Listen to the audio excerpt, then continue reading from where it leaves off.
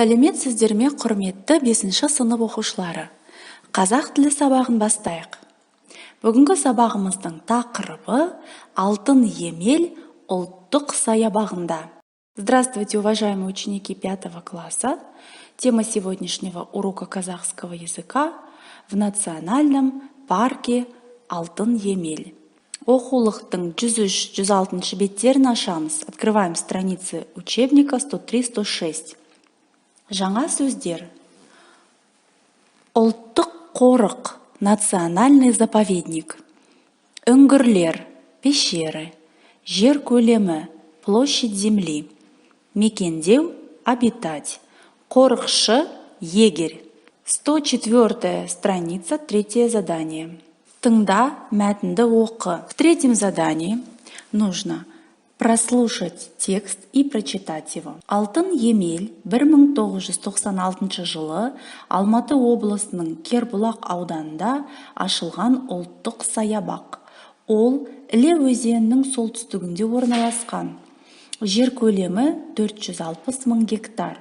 Оның құрамына үлкен қалқан, кіші қалқан тауларының қасында орналасқан табиғи ескерткіштерінің бірі Әнші құм кіреді.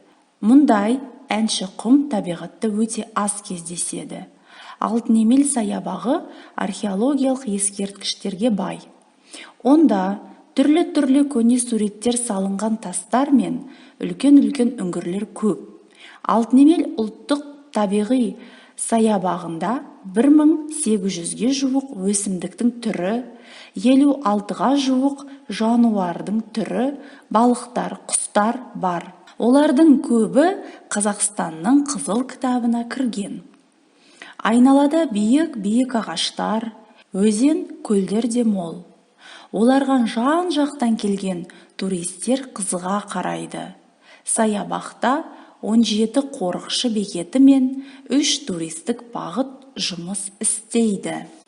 Алтын емел – национальный парк, открывшийся в Кербулакском районе Алматинской области в 1996 году.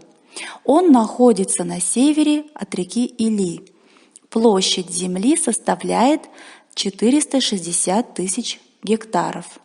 В его состав входит один из природных памятников «Поющие пески», которые находятся рядом с горами Большой и Малый Колхан. Парк Алтын емел богат на исторические памятники.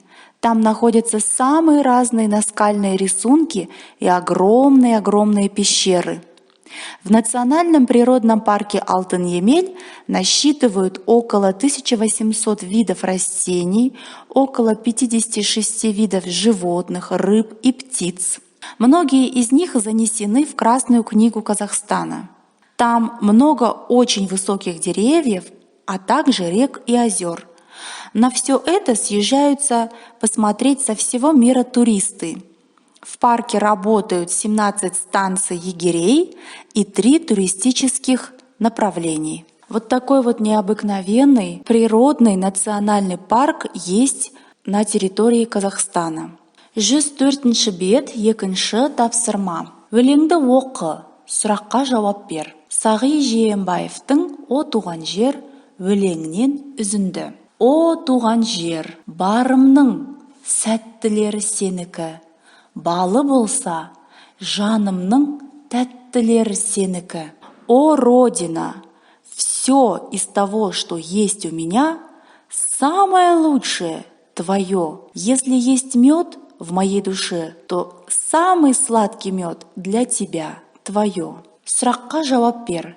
Сен қай жерде тудың? 2-ші сұрақ. Туған жеріңнің табиғаты қандай? 3-ші сұрақ. Туған жеріңді жақсы көресің бе? Жақсы көрсең, не себепті? Прочитай стихотворение, ответь на вопросы. Где ты родился? Какая природа в тех местах, где ты родился? То есть, какая природа у твоей родины? 3 вопрос. Любишь ли ты свою родину? Если любишь, то почему? Нужно написать ответы на эти 3 вопроса. Сегодня на уроке казахского языка мы познакомились с национальным парком Алтын-Емель, узнали его особенности, прочитали отрывок из стихотворения Сағи Жиенбаева о родине, о туған жер. И ваше домашнее задание — написать ответы на 3 вопроса из 2-го задания. На этом все, урок заканчивается. До новых встреч. Сау болыңыздар, балалар!